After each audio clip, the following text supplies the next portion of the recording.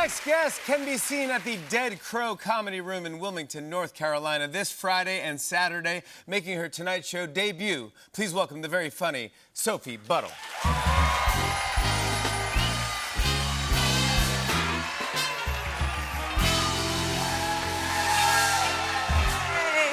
Hello, thank you so much. Hi, everybody.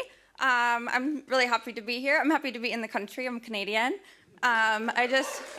Canadian, or you just love peace? Fan of peacefulness. That's cool. Yeah, I'm Canadian. I moved to America this year. I wanted to see it before it ends. Just sort of a bucket list thing for me. And I moved to LA. I moved to Los Angeles, which is, it's what you think it's like. It's weird, right? Like, the people there are weird. I've never met people who actually say stuff out loud in real life before, like, do you know who my father is? And to be honest with you, I do also say that, but only because my dad hasn't really opened up to me like that.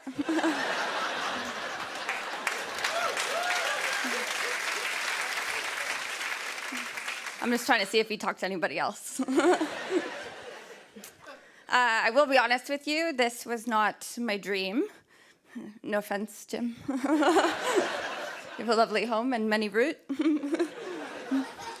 But so many root. But this was not my dream. This is not what I wanted for myself. When I was little, I really was hoping that I was going to become a spy. It didn't work out for me. I stand on stage, I tell secrets into a microphone, so it's not really what they're looking for right now. But I remember just being a little kid and staying up late at night and being like, oh, I hope when I grow up, I'm hot enough to be a spy. Because I just want to be the best spy I could be. And we all know from movies and TV shows, the best spies are hot and they did a somersault and they're wearing leather. And you're like, that's impossible. That's amazing. Still got it. So I thought you had to be hot to be a spy, but I actually realized as an adult woman, you would make a much more effective spy if you're really frumpy looking.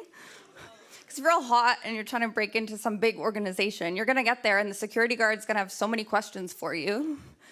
How's it going? Like, grilling her.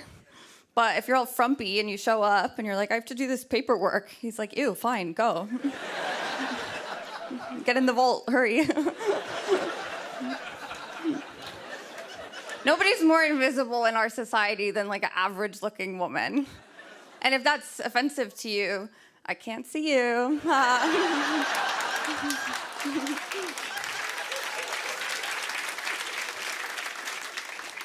But I still do try to make spy stuff happen in my life as an adult. Like, I go through my boyfriend's phone. And then I do somersault. But for real, the spy thing that I think is really cool that nobody really gives credit to is the facial recognition technology on our phones. It's awesome. It's spy stuff, right? You hold your phone up to your face and it scans your face or something, and that opens up, and you can just hold up your boyfriend's phone to his face when he's sleeping, obviously. You just hold it up. Feels like an oversight. Sometimes you do have to open up their eyelids a little bit, but... It's like, oh, you're dreaming. Go back to sleep.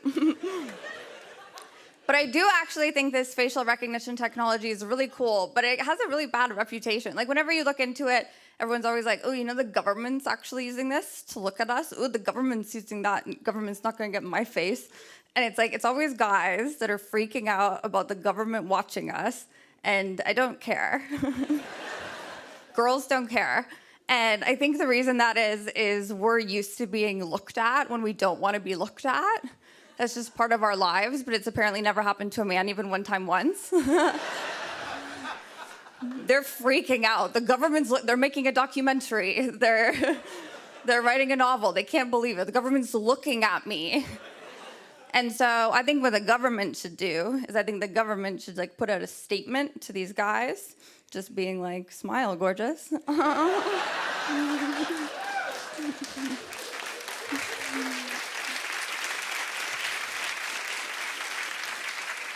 Take the compliment, babe. Like, you know when we get all covered up in public so nobody harasses us in public? That's the same as when guys put a little piece of tape on their webcam.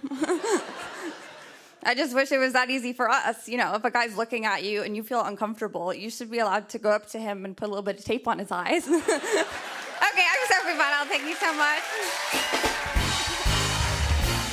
Oh, my goodness. Thank you so much. Sophie Bunnell!